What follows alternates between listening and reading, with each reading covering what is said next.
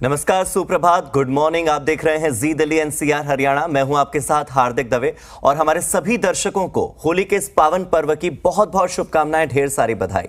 होली की राम राम स्वीकार कीजिए और आगे बढ़ते हैं, बात करते हैं दिल्ली की राजनीति की, क्योंकि आतिशी की दिल्ली सरकार में बतौर मंत्री नियुक्ति को अब राष्ट्रपति ने मंजूरी दे दी है।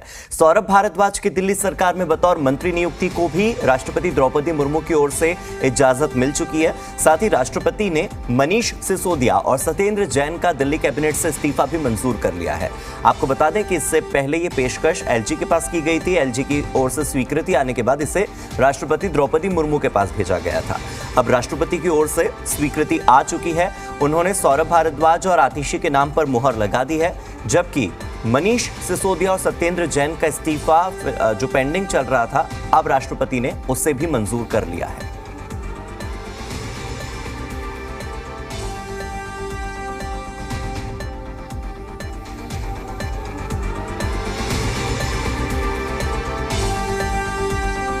तो आपको बता दें कि कुल मिलाकर 18 विभाग थे मनीष सिसोदिया और सत्येंद्र जैन के पास। आनन फानन में उनका बंटवारा राजकुमार आनंद और कैलाश गहलोत के बीच कर तो दिया गया, लेकिन अब आतिशी और सौरभ भारद्वाज दो ऐसे नए चेहरे हैं जिन्हें मंत्री पद मिलने वाला है। तो ये पूरी उम्मीद है कि अब दिल्ली कैबिनेट में विभागों की जो शफलिंग है वो जरूर होगी। जिन 18 विभागों को, जो कि सिसोदिया और सत्येंद्र जैन दोनों के पास आते थे, उन विभागों का बंटवारा एक बार फिर से होगा, क्योंकि ऐसे में कैलाश गहलोत और राजकुमार आनंद के ऊपर बहुत ज्यादा प्रेशर बन जाएगा। एक साथ कई विभागों को संभालने की जिम्मेदारी हो जाएगी और ऐसे में अब दो नए चेहरे, दो नए मंत्री और आतिशी और सौरभ भारद्वाज जो अक्सर टीवी स्क्रीन पर आपको नजर आते होंगे, आम आदमी पार्टी का पक्ष रखते हुए आपको नजर आते होंगे, अब वो बतौर मंत्री अपनी पार्टी का पक्ष रखेंगे। एनफोर्समेंट डायरेक्टोरेट की टीम ने तिहाड़ जेल में मनीष सिसोदिया से करीब 6 घंटे तक पूछताछ की और इस दौरान मनीष सिसोदिया का किसी से आमना सामना नहीं करवाया गया। ये खबर इसलिए क्योंकि अरुण पिल्लई को गिरफ्तार किया गया था कल। उम्मीद की जा रही थी कि कहीं अरुण पिल्लई की किसी बात से मनीष सिसोदिया की पूछताछ जुड़ी हुई तो नहीं है, तो ऐसे में किसी से भी मनीष सिसोदिया का आमना सामना नहीं हुआ। सिसोदिया से आरोपियों और गवाहों के बयानों और सबूतों को दिखाकर पूछताछ की गई। ईडी फिर से सिसोदिया से पूछताछ के लिए जाएगी, लेकिन कब जाएगी इससे लेकर अब तक कोई समय तय नहीं हुआ है। आम आदमी पार्टी के सूत्रों के हवाले से खबर यह भी मिल रही है कि सिसोदिया से ईडी ने कोई नया सवाल नहीं पूछा। जो सवाल अब तक सीबीआई पूछती आ रही थी, वही सवाल ईडी ने भी पूछे। बार बार वही सवाल दोहराए जा रहे हैं। साथ ही दावा किया गया कि ईडी ने मनीष सिसोदिया के सामने कोई सबूत भी नहीं रखे। हालांकि आम आदमी पार्टी की ओर से लगातार यही कहा जा रहा है कि इसमें तो 1 रुपये के घोटाले का सबूत मिला ही नहीं है, तो रखेंगे क्या।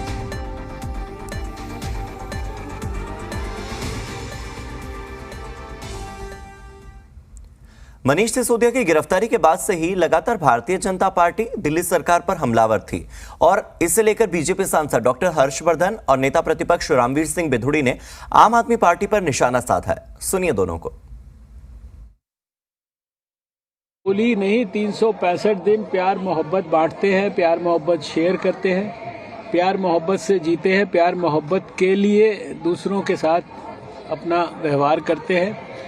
लेकिन हाँ, ये ज़रूर है कि हमें भ्रष्टाचार से प्यार मोहब्बत नहीं है, हमें बेईमानी से प्यार मोहब्बत नहीं है। इसलिए आपने देखा कि हम लोगों ने तो आज शाम को होली का दहन होगा, लेकिन हम लोगों ने इसी प्यार मोहब्बत के वातावरण में हमने दिल्ली के अंदर जो भ्रष्टाचार हो रहा है और सरकार के दिल्ली की माध्यम से हो रहा है, उसकी होलिका का दहन किया है हम लोगों ने, भ्रष्टाचार का।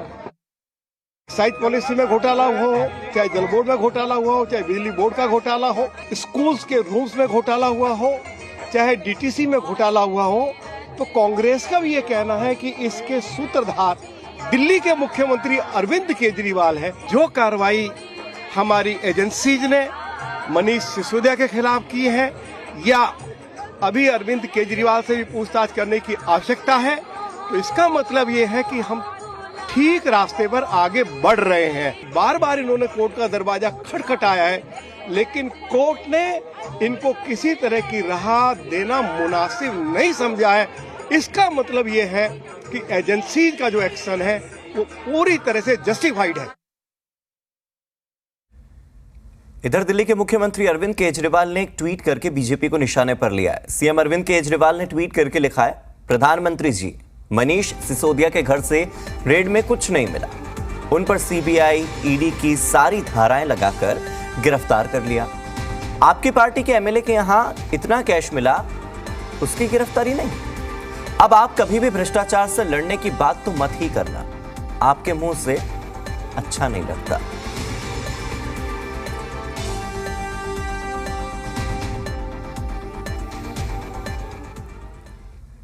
इधर आम आदमी पार्टी के विधायक सोमनाथ भारती ने कहा है कि बीजेपी ने संस्थाओं और सरकारों को कमजोर करने का काम किया है। उन्होंने कहा कि दिल्ली विश्वविद्यालय के 28 कॉलेजेस में गवर्निंग बॉडी की नियुक्ति के लिए मनीष सिसोदिया ने 28 जनवरी को वीसी को लिस्ट भेजी थी।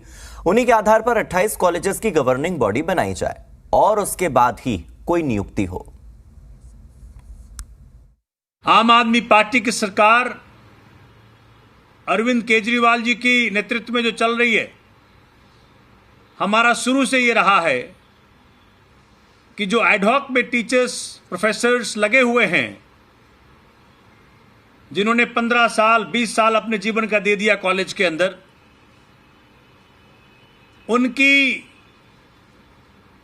प्रायोरिटी हो, उनको प्रायोरिटी मिले जब भी कॉलेज में परमानेंट पोजीशन को भरने की बात आए। और इसीलिए जरूरी है कि गवर्निंग बॉडी पूरे ताकत से बने। किस प्रकार से संस्थाओं को ध्वस्त करने का काम जो बीजेपी कर रही है आज के तारीख में, और उसी का जो एक्सटेंशन काउंटर है दिल्ली विश्वविद्यालय का प्रशासन वाइस चांसलर का नेतृत्व में, वो वही कार्य को आगे बढ़ा रही हैं। एक संस्था का क्रेडिबिलिटी को बनाने के लिए 100 साल लग जाते हैं। आज अगर दिल्ली विश्वविद्यालय का क्रेडिबिलिटी है तो पिछले 100 साल का तपस्या, 100 साल का एकेडमिक कमिटमेंट और नियम कानून का ऑब्जर्वेशन। दिल्ली के गृह मंत्री कैलाश गहलोत ने आगामी गर्मी के मौसम के मद्देनजर दिल्ली अग्निशमन सेवाओं की तैयारियों को लेकर समीक्षा की। एक बैठक उन्होंने की और कैलाश गहलोत ने कहा कि दिल्ली अग्निशमन विभाग के साथ मैंने बैठक की है। गर्मी के मौसम से पहले की जा रही तैयारियों का जायजा मैंने लिया है। गृह मंत्री कैलाश गहलोत ने कहा कि डीएसएफ नए उपकरणों की खरीद करेगा। अग्निशमन कर्मचारी आधुनिक टेक्नोलॉजी और आधुनिक उपकरणों से लैस होंगे। साथ ही कैलाश गहलोत ने सभी भवन मालिकों से सभी पात्र निर्माणों के लिए अग्नि सुरक्षा प्रमाण पत्र यानी कि फायर सेफ्टी सर्टिफिकेट लेने की अपील की है।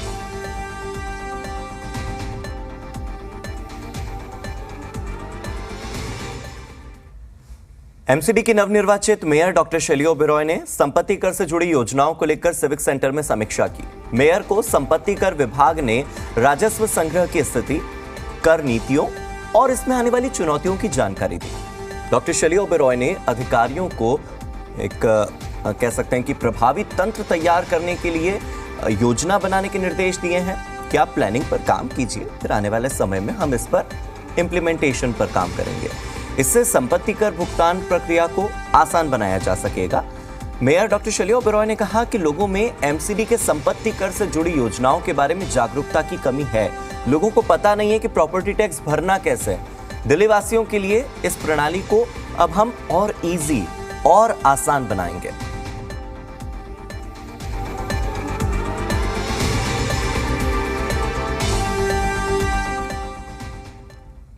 और चलिए अब थोड़ी हरियाणा की बात करते हैं। हरियाणा के गृह मंत्री अनिल विज और गायक बी प्राक ने कहा है कि कोरोना काल में हरियाणा के गृह मंत्री अनिल विज ने लोगों की बहुत सेवा की।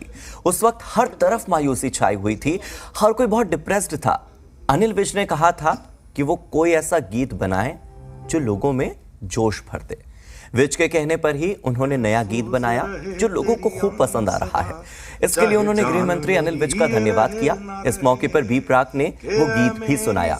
साथ ही अनिल विज ने भी उनके साथ उस गीत को गुनगुनाया है। अनिल विज ने ये भी गीत बनाने के लिए बी प्राक का आभार व्यक्त किया है। सुनिए आप इस गीत को।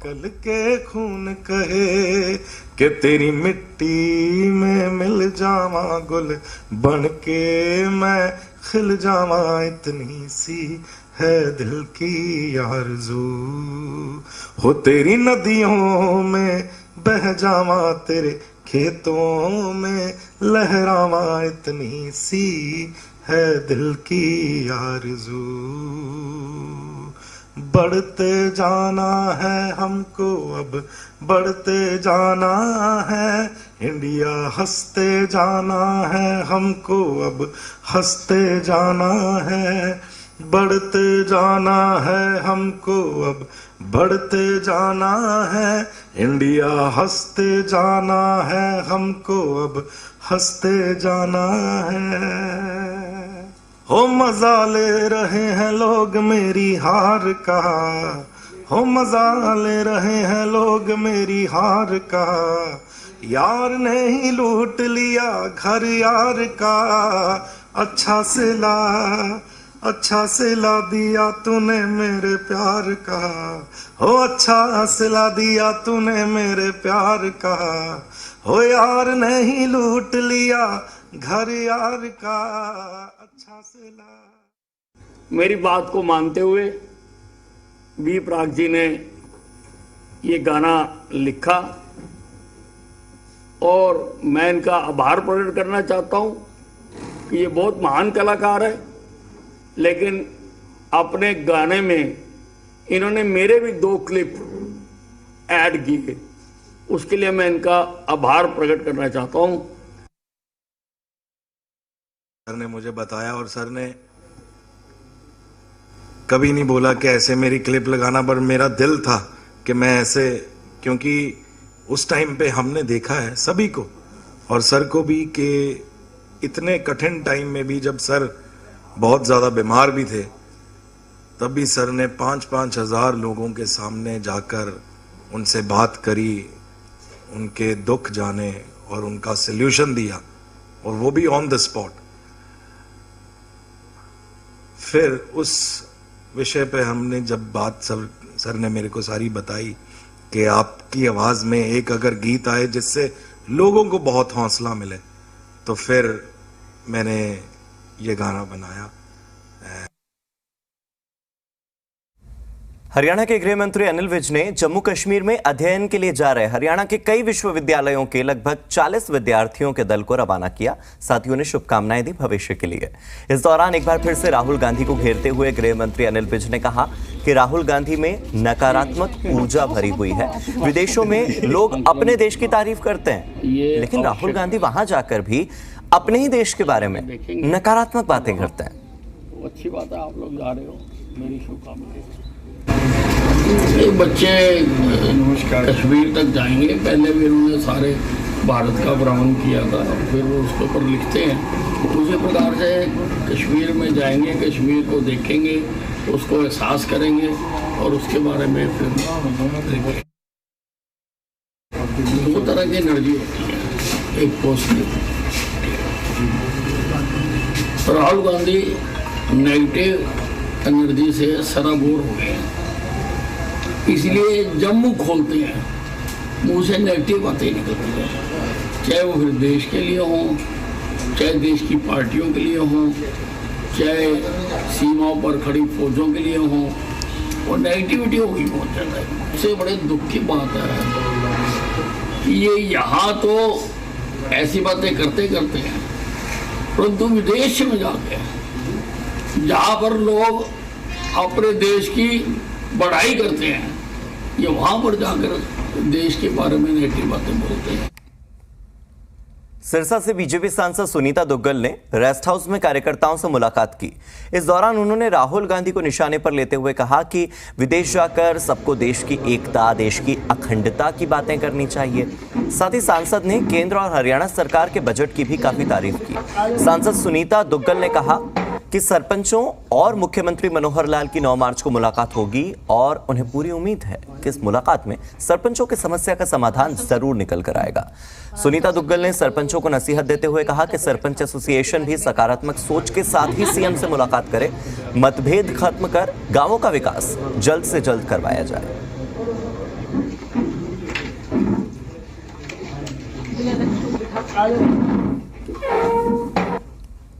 देखिए, ऐसा है कि मुझे जैसा कि पता लगा है आप लोगों के माध्यम से कि 9 तारीख को माननीय मुख्यमंत्री जी ने जो उनकी एक कमेटी है उसको बुलाया है और मुझे पूरी उम्मीद है कि इसके अंदर एमिकेबली जो है वो दोनों पक्ष बैठकर और किसी न किसी निर्णय पर पहुंचेंगे कि देखिए कितने दिनों के बाद तो हमारे जो है वो सरपंच साहिबान जो है वो बने हैं और सरकार, छोटी सरकार जो है नीचे बनी है, और अगर हमारा ये समय भी जो है वो आपस में इस तरह से जो है मतभेद से निकल जाएगा तो हमारा विकास कब होगा। तो मेरी आप लोगों के माध्यम से गुजारिश है कि माननीय मुख्यमंत्री जी के साथ जो कमेटी जाएगी वो कुछ ना किसी एक सॉल्यूशन पर, किसी ना किसी एक बात पर वो पहुंचे, ताकि ये जो बीच में जो ये जो मतभेद हैं ये सब खत्म हो और उसके बाद हमारा इलाका जो है वो तेज गति से विकास की ओर बढ़े।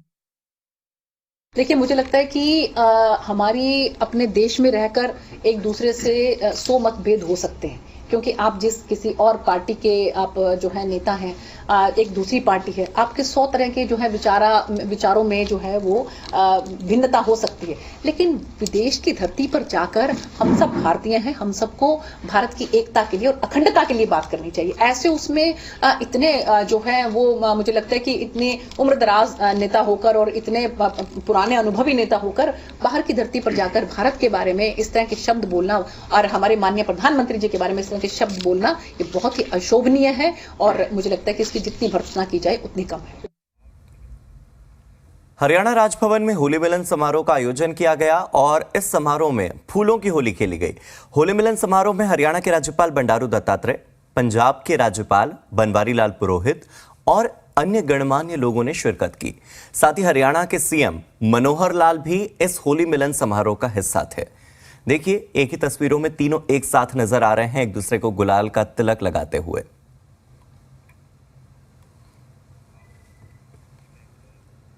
हिसार की अमरदीप भाईचारा समिति की तरफ से कैमरी क्षेत्र में होली मिलन समारोह का आयोजन हुआ और यहां पर प्रसिद्ध लोक कलाकार डॉक्टर सतीश कश्यप और उनकी टीम ने हरियाणा की सांस्कृतिक विरासत पर आधारित सॉन्ग और अन्य कार्यक्रम पेश किए। समारोह में डिप्टी स्पीकर रणबीर गंगवा मुख्य अतिथि के तौर पर मौजूद रहे। उन्होंने क्षेत्रवासियों के साथ होली का पर्व मनाया। इस पावन पर्व की सभी को शुभकामनाएं दी।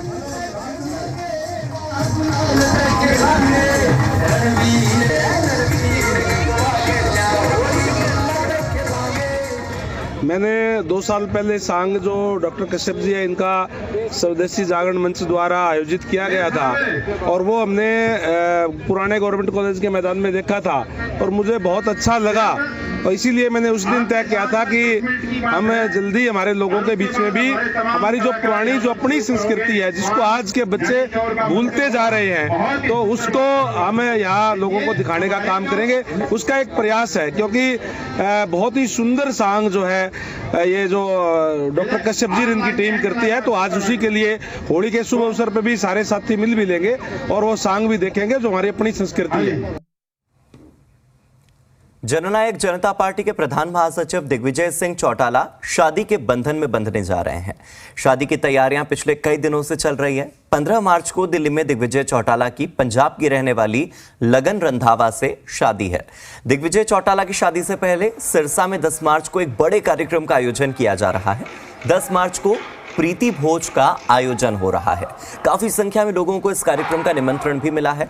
इसके चलते लाखों लोगों के यहां पहुंचने की उम्मीद है और कार्यक्रम को लेकर करीब 16 एकड़ में टेंट लगाया जा रहा है। दिग्विजय चौटाला के पिता अजय चौटाला का कहना है कि आम आदमी से लेकर प्रधानमंत्री तक को शादी का निमंत्रण दिया गया है। अजय चौटाला ने दावा किया कि सिरसा में कार्यक्रम में लाखों लोग शिरकत करेंगे।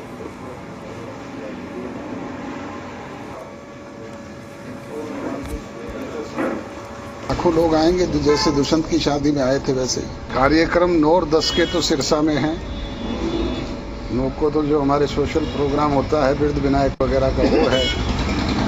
10 को पूरे प्रदेश के लोगों का प्रतिभोज है यहाँ पे और उसके लिए कंप्लीट हो चुकी है तैयारियाँ। सबको निमंत्रण भेजे जा चुके हैं। फिर उसके बाद 12, 13 और 15 के 3 फंक्शन दिल्ली में हैं। प्रबंध आपके सामने है, देख रहे हो आप, टेंट वगैरह लगा चुके हैं सारा। दक्षिण हरियाणा बिजली वितरण निगम के एमडी अमित खत्री ने कहा है कि गर्मी का मौसम आने वाला है और इस मौसम के मद्देनजर बिजली खपत में होने वाली संभावित बढ़ोतरी के लिए निगम की तरफ से व्यापक बंदोबस्त किए जा रहे हैं, जिससे आम जन को सुचारू रूप से बिजली की आपूर्ति की जा सके। एमडी अमित खत्री ने कहा कि बिजली आपूर्ति व्यवस्था में लगातार सुधार किया जा रहा है। इसी के चलते लाइन लॉस 30% से घटकर 12.5% पर आ गया है। साथ ही प्रबंध निदेशक ने बताया कि दक्षिण हरियाणा बिजली वितरण निगम के तहत 3665 गांव आते हैं, जिनमें से 2431 गांवों को म्हारा गांव जगमग गांव योजना के तहत कवर कर लिया गया है। दक्षिण हरियाणा बिजली वितरण निगम को ऑल इंडिया इंटीग्रेटेड रैंक में A+ ग्रेड मिला है।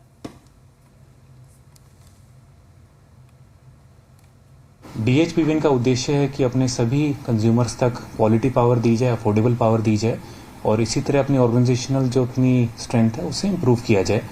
तो फलस्वरूप all over India integrated rankings में A+ रैंक किया गया है DH को। और मुझे खुशी होती है बताते हुए कि स्टेबल पावर सप्लाई देने का हमारा उद्देश्य है, उस पर हम अग्रसर हैं। जितनी हमारी इसमें इश्यूज़ रहती है कंज्यूमर रैंकिंग की, कंज्यूमर सेटिस्फैक्शन की, बिलिंग इश्यूज़ या डिस्कनेक्शन, उस पर प्रयास रहेगा कि हम अपनी रैंकिंग इम्प्रूव करके क्वालिटी पावर एक बढ़िया तरीके से हम सभी कंज्यूमर्स तक प्रोवाइड करा। सिरसा के बस अड्डा परिसर में कर्मचारियों ने साझा मोर्चा के बैनर तले रोष प्रदर्शन किया। कर्मचारियों ने हरियाणा सरकार और रोडवेज विभाग के खिलाफ खूब नारेबाजी भी की। हरियाणा रोडवेज वर्कर्स यूनियन के महासचिव सरबत सिंह पूनिया ने कहा कि 12 मार्च को फरीदाबाद में परिवहन मंत्री मूलचंद शर्मा के निवास स्थान का घेराव करने के लिए कर्मचारियों को एकजुट किया जा रहा है। रोडवेज के कर्मचारी कच्चे कर्मचारियों को पक्का करने, रोडवेज बेड़े में नई बसों को शामिल करने और रोडवेज का निजीकरण न करने समेत अन्य मांगों को लेकर ये प्रदर्शन कर रहे हैं। 12 मार्च को परिवहन मंत्री हरियाणा सरकार का जो निवास है फरीदाबाद में, हरियाणा रोडवेज के हजारों कर्मचारी उनके निवास का घेराव करने जा रहे हैं। उसकी तैयारी में पूरे हरियाणा में हरियाणा रोडवेज कर्मचारी साझा मोर्चा की 4 टीमें पूरा दौरा कर रही हैं और युद्ध स्तर पर तैयारियों का अभियान चला हुआ है। इसी कड़ी में आज हम साझा मोर्चा के नेता सिरसा में आए हैं। विशेष करके जो 12 मार्च का जो घेराव का प्रोग्राम क्यों है, उससे पहले हम तमाम डिपो पर धरना दे चुके हैं। मास डेपुटेशन ACS से चंडीगढ़ में मिल चुका है, परंतु रोडवेज कर्मचारियों की मांगों के बारे में प्रशासन और सरकार गंभीर नहीं है। हिसार में महिला दिवस पर लुवास विश्वविद्यालय में राज्य स्तरीय महिला पशुपालन कार्यशाला का आयोजन हुआ और इसमें पूरे हरियाणा से महिलाएं कार्यक्रम में पहुंची।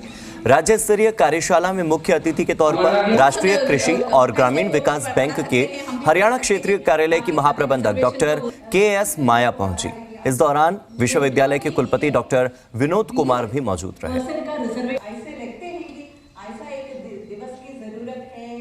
पशुपालन एक ऐसा एक एक्टिविटी है जो जिनके पास लैंड है उनको भी, और जिनके पास लैंडलेस जो लोग हैं गांव में, उनको भी ये कर सकते हैं। और अभी तो गवर्नमेंट ऑफ इंडिया, भारत सरकार भी बहुत सारे प्रोग्राम्स लाए हैं ये पशुपालन से आय बढ़ाने के लिए। तो उसके लिए भी ये प्रोग्राम ऐसा एक पहल लिया है कि ये प्रोग्राम से हम जो गवर्नमेंट ऑफ इंडिया, भारत सरकार का जो नया एक संरंभ है उसके लिए भी हम भागीदारी हो गए। और चलिए अब आपको 3 मिनट में दिखाते हैं 30 महत्वपूर्ण